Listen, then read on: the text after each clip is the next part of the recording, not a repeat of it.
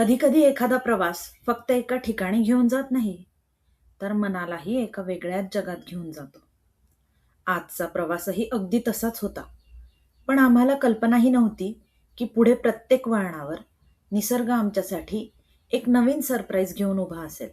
तुम्हीही शेवटपर्यंत हा प्रवास नक्की पहा, कारण व्हिडिओच्या शेवटी दिसणारं दृश्य माझ्यासाठी आजच्या संपूर्ण ट्रिपमधला सर्वात सुंदर क्षण होता. तो अजिबात मिस करू नका.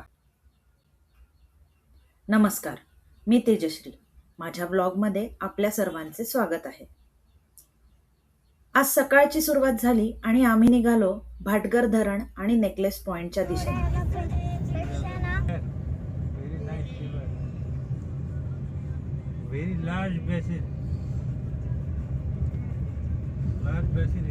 रस्ता जसजसा पुढे सरकत होता तसतसं मन शहराच्या गोंगाटापासून दूर जात होतं आणि निसर्गाच्या अधिक जवळ येत होतं. मध्येच पोटात भूक लागली म्हणून एका छोट्याशा हॉटेलमध्ये थांबलो.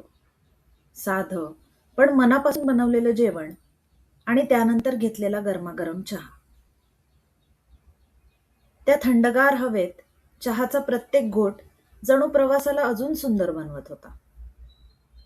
पण खरी जादू तर अजून बाकी होती. कसा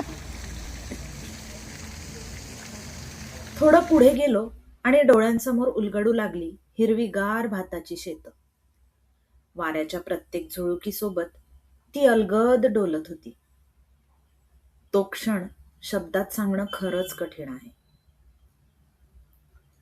आणि अचानक डोंगरांच्या कुशीतून छोटे छोटे धबधबे दिसायला लागले. आम्ही थांबलो, पुढे गेलो आणि पुन्हा एक धबधबा, मग अजून एक आणि अजून एक. असं वाटत होतं की संपूर्ण सह्याद्री आज जिवंत झाला आहे. धुकं, थंडगार वारा, पावसाचा मंद सुगंध आणि त्या पाण्याचा नाद. त्या क्षणी मोबाईल कॅमेऱ्यात दृश्य कैद करत होतो, पण मन मात्र त्या क्षणांमध्ये हरवून गेलं होतं. समोर पाण्याचा अथांग साठा, भोवती हिरवागार निसर्ग, आकाशात तरंगणारे ढग आणि मनात एकच विचार: निसर्गापेक्षा मोठा कलाकार या जगात दुसरा कोणीच नाही. आणि मग आम्ही पोहोचलो भाटगर धरणाजवळ. धरणाच्या दिशेने जात असताना अचानक रस्त्याच्या कडेला नजरेत भरली पिवळ्या आणि केशरी रंगांच्या झेंडूच्या फुलांची लांबलचक रांग. क्षणभर तर असं वाटलं जणू निसर्गानेच आमच्या स्वागतासाठी फुलांचा गालिचा अंथरला आहे.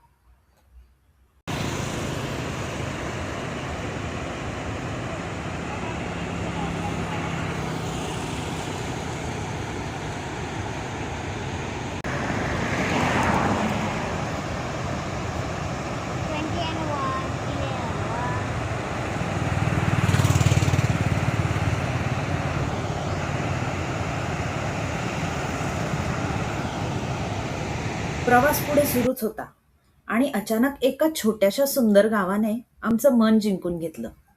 शांत रस्ते, मातीचा सुगंध, हिरवाईने वेढलेली घरं आणि गावातलं ते साधं निवांत आयुष्य.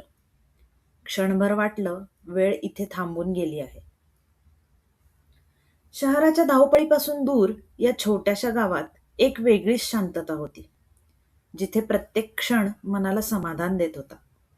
गावातून पुढे जात असताना नजरेला पडलं ते एक सुंदर मंदिर. गार वारा, आजूबाजूची हिरवाई आणि भक्तिमय वातावरण, सगळंच इतकं प्रसन्न होतं की काही क्षण फक्त तिथेच थांबून त्या शांततेचा अनुभव घ्यावासा वाटला.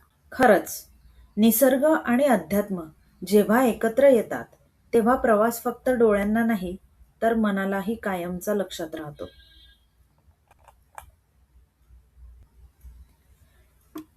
आणि मग आम्ही पोहोचलो नेकलेस पॉइंटवर.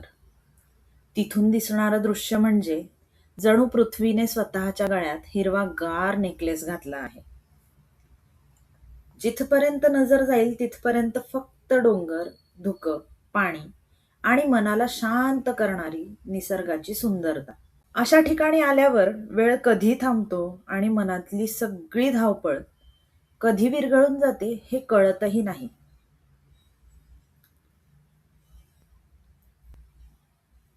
प्रवास संपला, पण या दिवसाने मनात जपण्यासाठी असंख्य आठवणी दिल्या. कमेंटमध्ये नक्की सांगा, या प्रवासात तुम्हाला सर्वात जास्त काय आवडलं?